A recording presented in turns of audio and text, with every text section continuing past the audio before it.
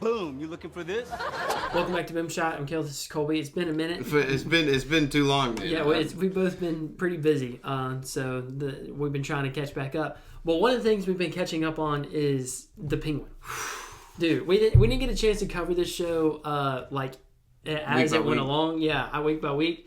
But we do want to talk about it because this show is amazing. So let's go ahead and jump right into that starting now. First of all, I think just when you think about the Batman universe as a whole, I feel like they do I feel like Matt Reeves has crafted awesome. Perfectly self-contained world. But the coolest thing about the Penguin show is that you don't see Batman once until the very end of the show, and you don't even care that he's not there. Yeah. And if this is the Batman universe, I don't care that he's not. Dude, make a Penguin universe for all I care about. Dude, it was crazy. Yeah, it was really cool to see, and I will say that was probably my favorite part because there's no heroes in this whole show. There's some sympathetic characters, but I wouldn't say there's a true hero. And at the very end, you see the bat signal dude. Yeah, that just pumped me up, dude. I was like, I need this movie now. But I think that's why this show works. I think one of the reasons Breaking Bad is such a good show is that there's absolutely nobody to root for. Yeah, Hank is a good character, I guess. But I always kind of found him annoying. Yeah, and he's not. He's the third biggest character. Obviously, the two Jesse and Walter are the two biggest in there. Jesse's sympathetic, kind of like Vic in this. Yeah, exactly, and we'll talk about that in a minute. But dude, there's really nobody to root for, which to me feels more like real life than anything else.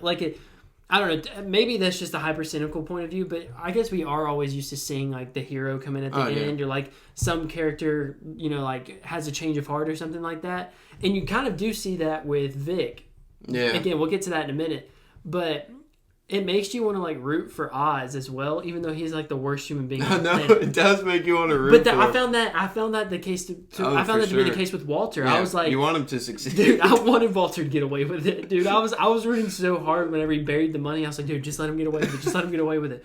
But yeah, I don't know if you have any thoughts on that as a whole. I think the portrayal of Gotham in this series was just incredible. Mm-hmm. Seeing the underworkings and all the different gangs and stuff, I thought was great. And I don't know, man. Penguin, like you said, I was rooting for him the whole show until the very end. Mm-hmm. I'm glad that they kept him a true villain. Yeah. Because if it would have just ended and he didn't do the little choke, I would have been like, okay, I kind of like this guy. Yeah. But now I'm like, I hate him. Yeah, so basically, and if you've seen the show and you're watching this, you know that he picks up this dude named Vic. At the very beginning of the show, Vic's trying to carjack him basically and take the rims off his Alfa Romeo or whatever it was. It was a really expensive car, and he brings Vic under his wing, trust him with taking care of his mom, all of the things. And then at the very end of the show, Vic is like, I'm starting to see you like a dad, family, I'm like a role model. And he grabs him by the shoulder and it looks like he's giving him a hug, and then he starts choking him out. And I was literally sitting in my bed watching this, and I was like, dude, it took so long. It was literally realistic because he was literally choking him out in real time, and he was begging for his life, dude. And I was like, I wish the Batman would come in and kick his face in. Dude, I know. But that just shows first of all, it makes Oz a character that you hate, which is good. That's what we need. But also, it gets this kind of a twofold thing. It shows that he learned a lesson from his mom. Keeping his mom alive and trying to take care of her was a big impediment because it made him weak. Yeah. But also he's severing all connections. And it truly establishes him as somebody that's just evil because they want to be evil. There's no. Thanos had a hidden motive of wanting to take care of the universe. Yeah. People say Thanos is right. Nobody can say Oz was right. There's absolutely no redeeming quality to him. Yeah, and I mean obviously the flashbacks I think took me back to Kingpin. Mm-hmm. Some of what happened with Kingpin did to his dad and what Oz did to his brothers, and then his mom was there for him, and also that whole thing was crazy, dude. He did his mom dirty at the end too. Yeah. Put her up in the penthouse against her will. Oh, that was brutal, man. That was brutal. Yeah, it's just crazy, dude. Because at the beginning of the show, and I saw this and we watched a review, and at the beginning of the show, you see how he says that the city took his brothers. But then over the course, you see that he was the one who took his brothers for the attention of his mom. Like, he literally killed his brothers just because he wanted to be like the favorite or wanted to have the attention. You see him talking about how like that was another thing, is how Rex Calabrese was like somebody he looked up to. Yeah. Like that whole opening sequence with Roberto Falcone. Yeah. How Rex Calabrese is somebody he looked up to and like everybody respected him, but at the end of the show he figures out that Rex was gonna kill him that night. Like, someone we haven't talked about yet is Sofia Falcone or Gigante. Yeah, no, don't both, take me out, dude. Freaking what a villain, dude. She was great, man. I'm excited to see. Obviously, I think she's gonna come back with Catwoman in some capacity at the. Was that like a? Wasn't a post credit scene, but at the end there, kind of like a little nod. I think that'll be exciting because she was great, man. Dude, she was amazing. I think Christina Mileto or something is her name. Yeah, Mileto or something. She's freaking crazy, like a crazy actress, dude. Like she's very, very talented. She showed her range, dude, because we got to see Arkham inside of Arkham, and that was a crazy episode. That was that was one of the best episodes in the show. Yeah, for sure, and it was that really showed her range, and I think that also made her sympathetic because obviously Carmine Falcone, her own father, betrayed her. And framed her for what he did to his wife and her mom, dude. That's diabolical. I will say, actually, in thinking about it, like the show's protagonist is also its antagonist, which is Oz. But like Sophia is the one at the end of the day that's like, I don't know, man. Like she has a lot of reasons to root for her, but that's how good the writing is because I still wanted her to lose because I wanted her to win. I wanted us to win. Yeah, like looking at it from a bird's eye view, like she's the more moral character in a sense. More than Oz at least. Yeah. But at the same time, I'm like, come on, Oz. And she has such a good story to start out too, like how she was helping women who, like that whole conference she did in that episode where we discovered her backstory. Yeah, I forgot about that. Dude. She's doing that whole conference and like she figures out that women are dying under her family's watch and stuff like that. And so she goes to investigate. Like she gets framed for it. She gets framed for it. But then the whole point was like Arkham was supposed to break her and turn her into a murderer, which it did. And who is that guy that people are saying could be Scarecrow? I'm forgetting his name right now. The doctor, Julius Rush. Julian Rush. Yeah, Rush. Which is interesting because Rush is actually a Batman villain. I don't know if it's the same dude, but Rush is actually Batman, or maybe it's Hush. I can't remember, but there's a Batman villain that actually like tries to make himself Bruce Wayne. Like he's a doctor and he's like plastic surgeon, and he like makes himself like look like Bruce Wayne and tries to steal his identity. Yo, I think it's Hush. I think he's up to something sinister, and he also could be using Sophia, and she doesn't see it because I don't know, man. Like I saw like Easter eggs to like a Scarecrow mask or like the glove or something, and then I saw someone say the other day, which would be really interesting, is they take a page out of the Boys book, which has been done before, and I don't know if this is true, but someone said he never interacted with anybody other than Sophia. So they were saying he could be a figment of her imagination because she was in Arkham, and just like a mental, like sitting in the back of her head, like because but even when she goes back, he's still at Arkham. Like I thought he quit. Yeah, and how would he get back? I mean, I don't remember him interacting with anybody else.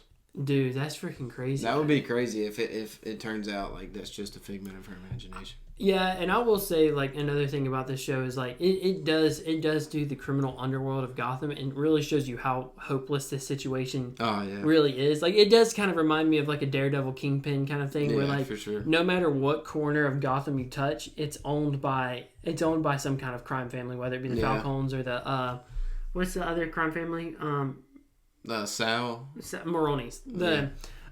Which I think they did a great job of like owning that, and it just shows you how much work Batman has to do to like, because you thought he freed like the Riddler. I guess kind of had a sympathetic intention, but he was doing it the wrong way. But like it's almost like Gotham got worse after the Riddler took out the people. You know? Yeah, and also this show made me appreciate Batman more because living in Gotham, he's fighting a good fight, really. Yeah, he's got it tough. Yeah, we were we do this thing at the school I teach at called At the Movies, and we were doing Batman Begins, and like the whole point is to find a message in the movie and write about it. And the message from like pretty much all Batman movies is that the city that took his parents is the city that he has to save. Like, I don't do that's deep. It is deep. But that's kind of the case. Is like the city that took his parents is the city that he has to like. Yeah. He's fighting for. Like that's become his mission. Yeah. Because it's what his parents wanted. Yeah, man. Yeah, just seeing the bat signal at the end, like watching the whole show. I don't know, man. Like I was focused on the Penguin so much that and the underworld, the crime underworld, and then the bat signal shows up. I was like, I'm not gonna lie. There were a couple times when I thought, holy crap, is Batman about to, like, is he about to show up? Yeah. Like, how much crap is hitting the fan before Batman actually shows up? You know, that's like, true. Like, realistically, how much can, especially if Oz was already on Batman's radar, like, how much can he get away with without, that's true, without Batman showing up? Yeah, and also, like, yeah, there's a lot going on in Gotham, so, I mean, obviously, I guess he just had other stuff, but when that bat signal shows up, you know, Penguin's he's good, bro. One of the best, dude. That might be one of the best scenes in cinema history. Is that opening sequence in The Batman where he's like, yeah, well, fear is a tool. Like, but dude, I think that encapsulates Batman so well. But I guess they're setting up Penguin to be the main bad, the big bad for the next Batman movie, which I'm actually okay with. And then if they do another spin-off series, like imagine Joker spinoff series, like his rise from Arkham and stuff like that. Dude, Matt Reeves would do the Joker justice, no doubt. Dude, that would be freaking crazy. And imagine that, and then they set him up for the third movie. But I just can't wait till Robert Pattinson's back on the screen, man. I know, dude. Like the setup was beautiful in this show, and it had Batman in it for nothing at all, and the bat signal for like half a second. But it gave you so much. But it gave you so much, so much anticipation, but also like in a way like so much hope for the city of Gotham. Like, will it actually change? Yeah, and like I said, we said earlier, and this is my general feeling. I'm glad that they kept him the villain.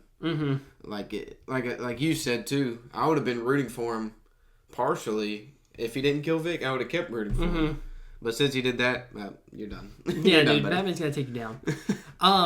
That was such a genius plot device. It literally is kind of like what Walter did with Jesse. Like, yeah, that's true. He acts like he cares about him, and like he's doing everything for him. But then at the end of the day, like he's always gonna throw him to the wolves. That's true, dude. Because honestly, what Walter did is better than what Oz did. Like, they didn't even sell him out, dude. He just freaking killed him.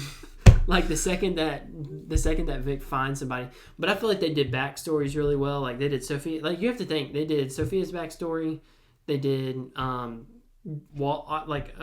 backstory, they did Vic's backstory.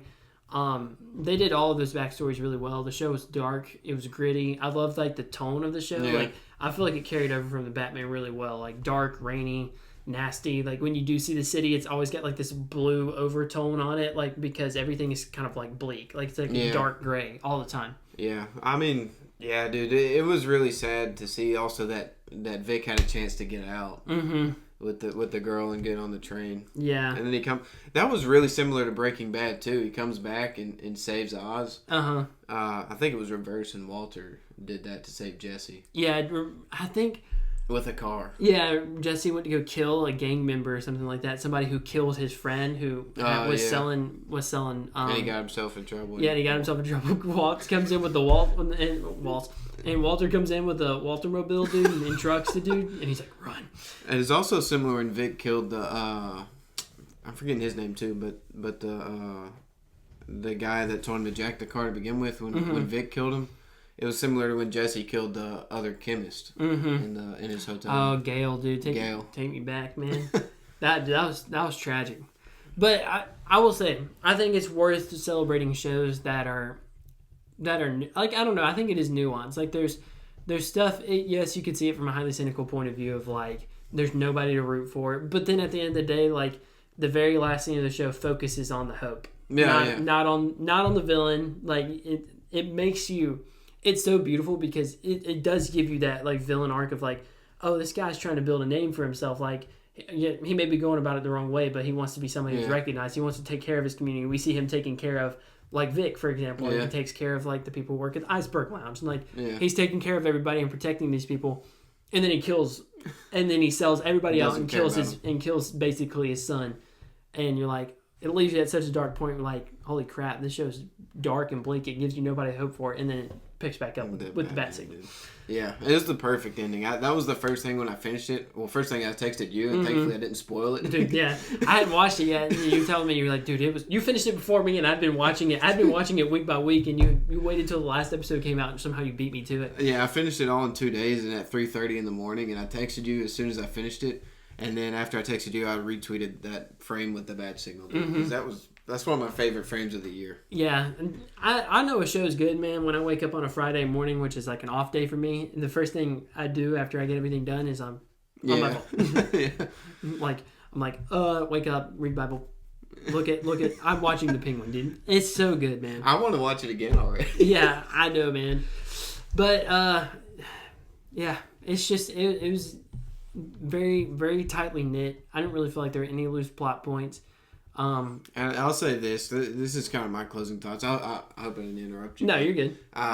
It's a 10 out of 10 for me, and I hope they can take 2026 for Batman 2 as long as they keep Matt Reeves as like an executive overlooking of this crime saga, I think they're calling it. I'll wait because this was worth the wait. This is only the second project. Yeah, and that's 2 years. 2 years later, because Batman came out March 2022. So that's a whole 2 years later. Then we'll see a whole another 2 years later. So this whole saga might conclude around, I'd imagine, like 2030. Yeah. But I think when it's all said and done, it's hard for me to imagine that this Batman won't be remembered as the best one. Oh yeah. I think that's where I've gone with it. Like, it's got to be Nolan's trilogy. I'll say like the Penguin to me is already. I'll say he's the second best Batman villain I've seen. Yeah, behind Heath Ledger's Joker. Yeah. Mm-hmm.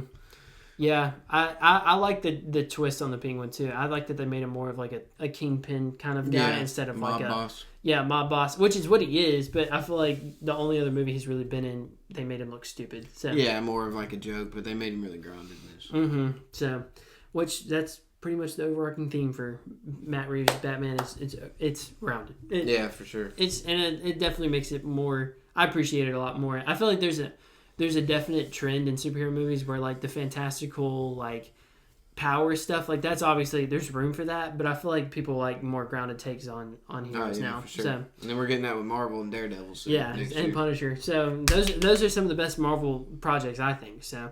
But anyway, let us know what you guys think. I know this was a little long-winded, but it was a lot of thoughts it was just an amazing show. But let us know what you guys think. Thank you guys for watching. See you in the next one.